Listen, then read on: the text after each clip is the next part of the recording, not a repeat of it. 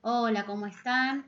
Esta semana seguimos trabajando en la unidad 3 de niñez y vamos a abordar el enfoque sociohistórico-cultural ruso, cuyo principal representante es Lev Vygotsky, y vamos a trabajar en dos videos. En este primer video vamos a hacer una introducción a los problemas de investigación de Vygotsky, a sus desarrollos de investigación y sus aportes conceptuales, y en el segundo video vamos a trabajar con el libro El desarrollo de los procesos psicológicos superiores, específicamente el capítulo 6, que aborda la interacción entre aprendizaje y desarrollo. Comenzamos. Lev Seminovich Vygotsky es un investigador ruso que nació en el año 1896 y murió muy joven en el año 1934. Vivió en el periodo de la Revolución Rusa, formó parte de todo un trabajo en el área de investigación y educación. Y fíjense que en el año 1917, que es justo el año de la Revolución Rusa, se gradúa en la Universidad de Moscú en literatura. Entre 1917 y 1923 funda el Laboratorio Psicológico en el Instituto de Profesores. Él formaba docentes, más tarde trabajó en psicología pedagógica y en el año 24, 10 años antes de fallecer, empieza a trabajar en el Instituto de Psicología de Moscú y posteriormente en el Instituto de Eficientes. Fíjense toda la experiencia de trabajo que tenía Vygotsky y que lamentablemente murió en el año 34 víctima de tuberculosis. Vygotsky tenía un proyecto de investigación que realizaba también con dos otros investigadores rusos muy importantes, que eran Luria y Leontiev, y trataba de responder toda una serie de preguntas que tenían que ver con cuestionamientos de la época, y vamos a ver también que cuestionaba la psicología de la época. ¿Cuál era la relación entre la conducta animal y la conducta humana? ¿Qué impacto, cuál relación tenían los sucesos ambientales en relación con los procesos mentales y la relación entre los procesos fisiológicos y los procesos psicológicos? Haciendo un análisis de la psicología de su época, Vygotsky planteaba que había como tres grandes corrientes. Por un lado, la escuela de Wundt, del año 1880. Wundt era un investigador alemán que empezó haciendo psicología experimental y luego empezó haciendo siguió haciendo psicología de los pueblos, y planteaba que la descripción de la conciencia humana tenía una relación con los estímulos exteriores. Y pensaba que los procesos psicológicos superiores, cuando hablamos de los procesos psicológicos superiores, estamos hablando de la forma más compleja de la inteligencia específicamente humana. Vamos a ver que Vygotsky, así como otros investigadores de su época, van a diferenciar entre procesos psicológicos elementales, que son aquellos que compartimos con los animales, y los procesos psicológicos superiores, que son los específicamente humanos, que son aquellos que solo tienen los humanos. Entonces, retomando, Wundt planteaba que los procesos psicológicos superiores, la memoria voluntaria y el razonamiento, tenían que ser estudiados por métodos históricos porque eran resultado de la participación de los sujetos en la cultura, e incluía el estudio de los productos culturales, como los cuentos y el lenguaje, porque el pensamiento psicológico superior tenía que ver con estas formas culturales. Otra escuela también alemana era la escuela de la Gestalt, que creía que no se podían descomponer los procesos psicológicos superiores en sus componentes básicos, es decir, no se podía estudiar cada uno por separado, sino que tenían que estudiarse en conjunto. Y tampoco, y esto es una crítica a la psicología norteamericana conductista, tampoco podían ser estudiados de una forma simple, reduccionista, pensando que eran resultado de los estímulos y que esos estímulos producían respuestas. Mientras tanto, en Estados Unidos estaba el conductismo, que justamente había abandonado un objeto de estudio clásico de la psicología, que era el estudio de la mente, de los procesos psicológicos superiores, como habían estudiado Wundt y la Gestalt, y va a proponer que, como la mente no puede ser estudiada porque no es asequible a la conciencia, no se puede percibir, no se puede ver, no se puede tocar, Entonces decía que lo único que se podía estudiar era la conducta. Estamos hablando del representante de ese momento histórico, que era Watson. Entonces va a criticar Vygotsky también esta corriente, que estudiaba cómo se podían condicionar las conductas. Y también retomaba la idea de Darwin de que se podía estudiar la conducta humana a través de experimentos en laboratorios con ratas, con palomas, porque retomando la idea de Darwin de que el ser humano es una especie animal más, planteaba Watson que había una continuidad entre el animal y el hombre, a diferencia de lo que planteaban la Gestalt y Wundt, que había una continuidad y entonces se podían estudiar los procesos simples y que era lo más relevante, y hay un descuido de los procesos psicológicos superiores. ¿Cuáles eran las críticas que Vygotsky le hacía a la psicología de su tiempo, que eran estas tres corrientes que describimos anteriormente? Bueno, que consideraba que ninguna de ellas daba una respuesta sólida, fundamentada empíricamente, que permitiera tener una teoría psicológica unificada de todos los procesos psicológicos humanos. Es decir, que explicara cómo se integran los procesos psicológicos elementales o simples, es decir, la memoria, la atención y la percepción, y su relación con los procesos psicológicos superiores que tienen que ver con la memoria voluntaria, el razonamiento, el pensamiento hipotético deductivo. A partir de 1924 y durante toda esa última década de su vida se dedicó a criticar la idea del conductismo y de otras corrientes de la psicología que pretendían explicar las funciones psicológicas superiores, que para Vygotsky eran exclusivamente humanas, a partir de los derivados de la psicología animal, como si no hubiera diferenciación, tal cual planteaba el conductismo, entre lo humano y lo animal, y se podía sacar conclusiones sobre la mente humana o sobre los procesos psicológicos superiores humanos a partir de los estudios de los procesos psicológicos elementales en animales en situaciones experimentales. Otra crítica muy importante que Vygotsky hace a la psicología de su tiempo es la idea de que las funciones intelectuales maduran. Es decir, que desde el nacimiento lo que se va hasta la vida adulta, lo que se va dando es un proceso de maduración que está predeterminado biológicamente. Justamente él va a estar en contra de esta idea porque va a tener una hipótesis fuerte de que el desarrollo de los procesos psicológicos superiores, la forma más avanzada de la inteligencia, que es específicamente humana, se va a dar desde el nacimiento hasta la vida adulta como resultado de la participación en la cultura. Entonces, en función de la crítica que hacía la psicología de su época, que no sabía cómo explicar las relaciones entre las formas simples de la inteligencia y las formas complejas, y también su interés en establecer las relaciones entre las formas complejas del pensamiento humano y el contexto social, Vygotsky va a hacer una propuesta de trabajo. Primero, discutiendo con el conductismo, va a decir que no se puede estudiar la conducta y dejar de lado la mente o la conciencia, que es el objeto de estudio histórico de la psicología, sino que es clave poder seguir estudiándola, encontrar la manera, la metodología, es decir, no solo lo que tiene que ver con la observación directa, cuestionando la idea de que no era visible o percibible, como decía Watson, e insistió en el origen social del lenguaje y del pensamiento. Entonces, su trabajo de investigación fue describir los mecanismos que hacen que la cultura se convierta en la naturaleza del individuo. Vygotsky, recuerden que les conté que vivió post-revolución rusa en su etapa más productiva y que en ese sentido compartía con la revolución rusa un enfoque marxista. ¿Qué retomaba de la mirada marxista? Bueno, él quería crear una psicología marxista y buscaba que la teoría sociocultural, que era el nombre de su enfoque teórico, fuera una aplicación del materialismo histórico dialéctico.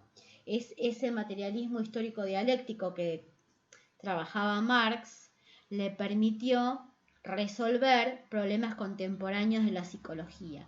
Entonces le brindaron la idea para pensar que la mente se puede estudiar como un fenómeno, como un proceso en constante movimiento y cambio, es decir, que no viene dada de forma innata de una vez para siempre, que no madura, sino que es producto de un proceso complejo que implica todo el tiempo transformaciones. Entonces, al igual que en Piaget, va a aparecer la idea de génesis de la inteligencia, génesis de los procesos psicológicos superiores, que son los que para Vygotsky caracterizan la inteligencia humana. Esa génesis implica reconstruir los orígenes, el curso del desarrollo, los procesos que van a generar la conciencia y la conducta. Entonces, va a tratar de estudiar la historia de los procesos psicológicos superiores. Y va a tratar de explicar y entender cómo, si el ser humano llega al mundo como otros animales, con los procesos psicológicos básicos o elementales, memoria, percepción y atención, cómo es que el ser humano llega a esa inteligencia específicamente humana que tiene que ver con el razonamiento, la conciencia, la abstracción. Ese va a ser el centro de la obra vygotskiana. También retoma de Marx la idea de que los cambios históricos que se producen en la sociedad y en la vida material van a transformar la naturaleza humana, la conciencia y la conducta. Para pensar algún ejemplo, el descubrimiento de las primeras herramientas de los primeros homínidos cambiaron no solo su posibilidad de transformar el mundo, sino que esas herramientas, como podría ser palos, para atacar otros animales, para defenderse, esas herramientas transformaron la naturaleza, transformaron su vida, la transformaron en una vida social, porque adquiere esa herramienta un sentido para todos y se le asignan determinados usos. Y en consecuencia eso cambió la conciencia, su pensamiento y la conducta. Vayamos un poco más adelante en el tiempo. La creación de la escritura produce un cambio en la vida social, en la vida material cotidiana, porque ya pierde lugar la oralidad y se empiezan a registrar cosas que no es necesario recordar. Es decir, cambia la realidad material, cambia la sociedad, cambia la conciencia y cambia la conducta del hombre. Vengamos al momento contemporáneo. Estamos todos haciendo trabajo online, usando las computadoras. Bien, otro cambio que es material, pero al mismo tiempo es social y que va a cambiar nuestra forma de pensar y nuestra conducta. Entonces, esa idea tan potente de Marx es una idea que va a retomar Vygotsky y podemos seguir utilizándola hoy en día. Y otra idea que va a retomar de Engels, ustedes saben que Marx y Engels escribían juntos, es la idea de trabajo humano y uso de herramientas. Porque ese descubrimiento a lo largo de la filogénesis, es decir, de la historia de la especie, el uso de herramientas, va a cambiar la naturaleza y va a cambiar finalmente el pensamiento humano.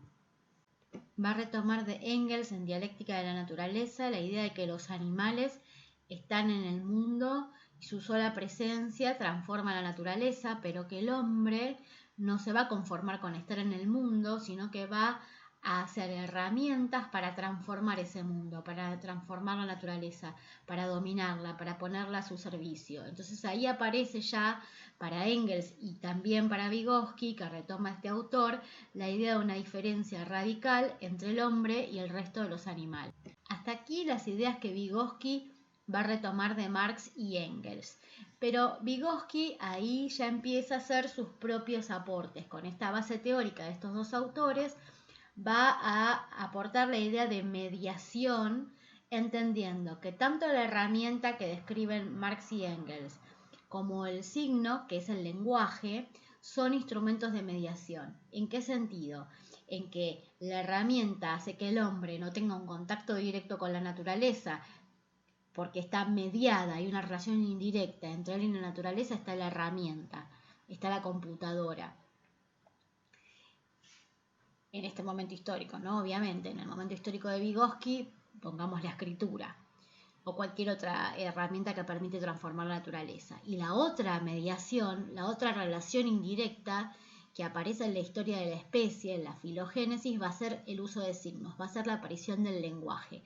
Entonces, las va a equiparar en un punto porque ambos van a ser instrumentos de mediación, porque van a establecer que el ser humano no tiene una relación directa ni con el mundo natural ni con su propio pensamiento, y lo que van a diferenciarse es que la herramienta va a transformar la naturaleza, mientras que el signo, el lenguaje, va a transformar el propio pensamiento.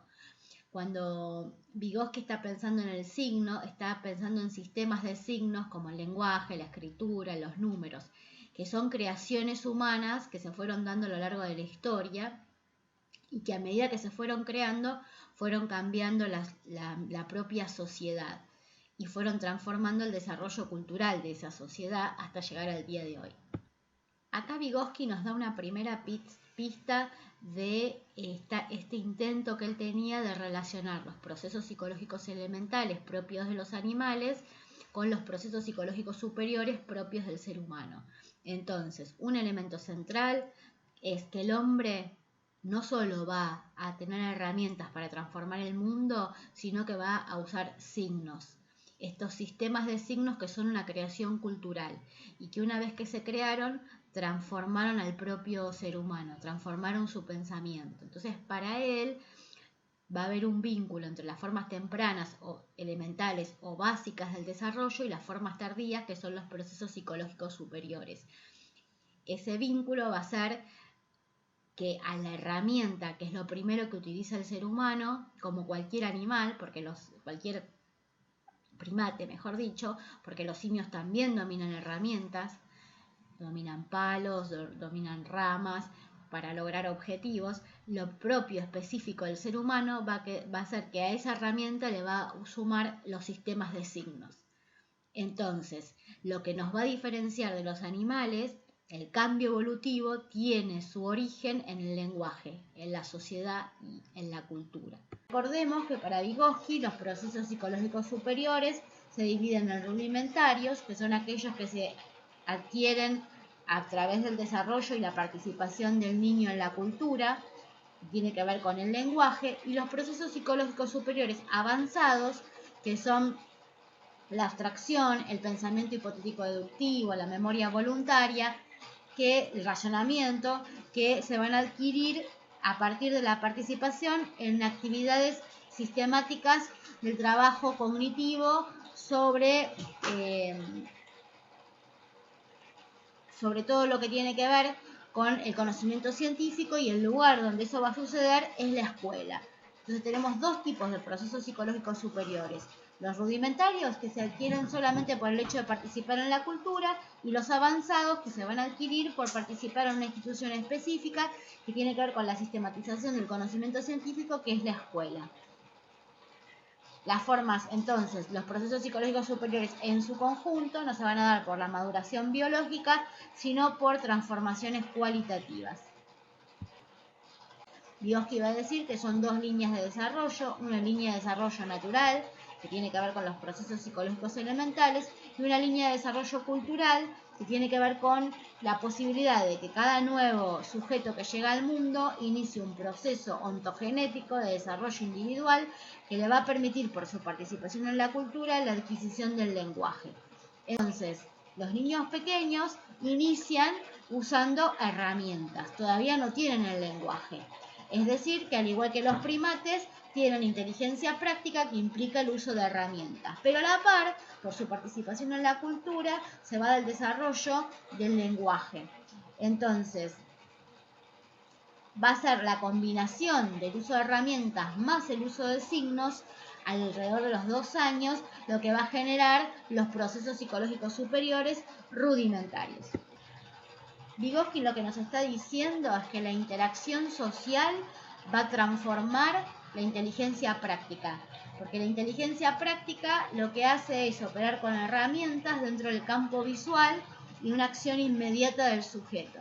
Entonces, en el desarrollo humano, el momento más importante va a ser cuando se da el entrecruce entre esta inteligencia práctica, que implica el uso de herramientas, y la adquisición del lenguaje. Entonces son dos líneas de desarrollo diferentes que van a converger, son independientes hasta que alrededor de los 2 años van a unirse, y esa unión va a generar lo que Vygotsky llama procesos psicológicos superiores, que son los específicamente humanos. Es una adquisición nueva que las otras especies no lograron.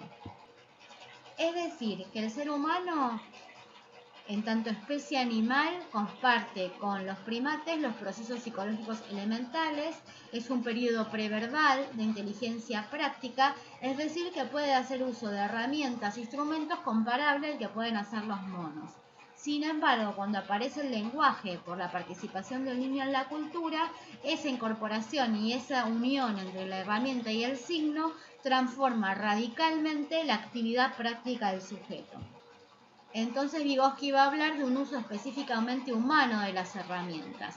Se deja de usar las herramientas por ensayo y error, como hacen los niños en la primera etapa, como hacen los primates, y va a haber un uso ilimitado de instrumentos. ¿Por qué? Porque los niños en situaciones experimentales, recuerden que Vygotsky utiliza el método experimental genético, los niños en situaciones experimentales, en vez de actuar directamente por ensayo y error, como hacían previamente la aparición del lenguaje, van a hablar, van a pensar a través del lenguaje y van a tratar de tener distintas opciones y van a elegir la que les parece más conveniente. Esto es imposible en los primates. Están condenados a ejecutar la acción del uso de herramientas por ensayo y error. No pueden planificar, no pueden tener un repertorio de opciones y elegir la más conveniente. ¿Por qué? Porque no tienen lenguaje. Quiere decir que en ellos sigue su curso la línea natural del desarrollo, mientras que en el ser humano, cada niño o niña que viene al mundo, esa línea natural del desarrollo se entrecruza con la línea cultural del desarrollo y ahí hay un cambio de la especie. Este cambio filogenético se tiene que reeditar en cada niño o niña que llega al mundo, porque no se hereda, porque justamente no es del orden de lo biológico, no es del orden del desarrollo natural, sino que es resultado del desarrollo cultural.